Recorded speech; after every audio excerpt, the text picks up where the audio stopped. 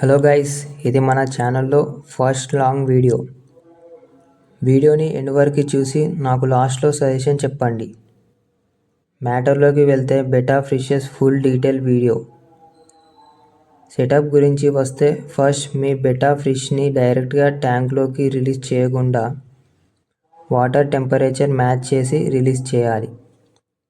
మీరు యూజ్ చేసే water 1 day before బకెట్లో పట్టి పెట్టుకోవాలి. డైరెక్ట్గా ట్యాప్ వాటర్ యూజ్ చేయొద్దు. అలాగే బెటా ఫిషెస్కి మనం ఆల్మండ్ లీవ్స్ కూడా యూజ్ చేయొచ్చు. అలాగే వాటర్ లిక్విడ్స్ కూడా యూజ్ చేయాలి. అలాగే మీ వాటర్ లెవెల్ని బట్టి రాక్ సాల్ట్ కూడా యూజ్ చేయాలి. మన ట్యాంక్లో హైడింగ్ స్పాట్స్ అనేవి ఎక్కువగా ఉండేలా చూడాలి. వాటర్ 15 డేస్కి ఒకేసారి చేంజ్ చేయాలి, అది కూడా 50% మాత్రమే. బెటా ఫిషెస్ని సపరేట్గా పెంచాలి. అన్ని బెటా ఫిషెస్ని ఒకే ట్యాంక్లో మాత్రం ఉంచకూడదు. ఎందుకంటే బెటా ఫిషెస్ అనేవి ఇండివిజువల్గా ఉండడానికి ఇష్టపడతాయి. ఈ బెటా ఫిషెస్ అనేవి చాలా అగ్రెసివ్. వీటిని ఫైటర్ ఫిషెస్ కూడా అని అంటారు.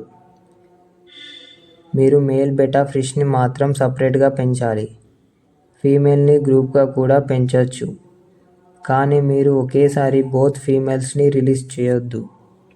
ఫస్ట్ ఒక బెటా ఫీమేల్ని రిలీజ్ చేసి ఇంకో ఫీమేల్ని డైరెక్ట్గా కాకుండా ఒక ప్లాస్టిక్ గ్లాస్లో పెట్టి ఇంకో ఫీమేల్కి ఇంట్రడ్యూస్ చేయాలి.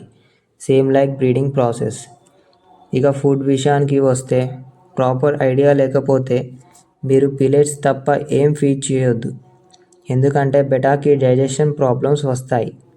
మరి ఏం ఫీడ్ చేయాలి అంటే లైవ్ ఫుడ్ కల్చర్, అలాగే ఎర్త్ వామ్స్, అలాగే పెల్లెట్స్, అలాగే బాయిల్ చేసిన ఎగ్స్ కూడా మన బెటా ఫిషెస్కి యూజ్ చేయొచ్చు. అది కూడా డైలీ 2 times మాత్రమే లిమిట్గా మనం ఫీడ్ చేయాలి.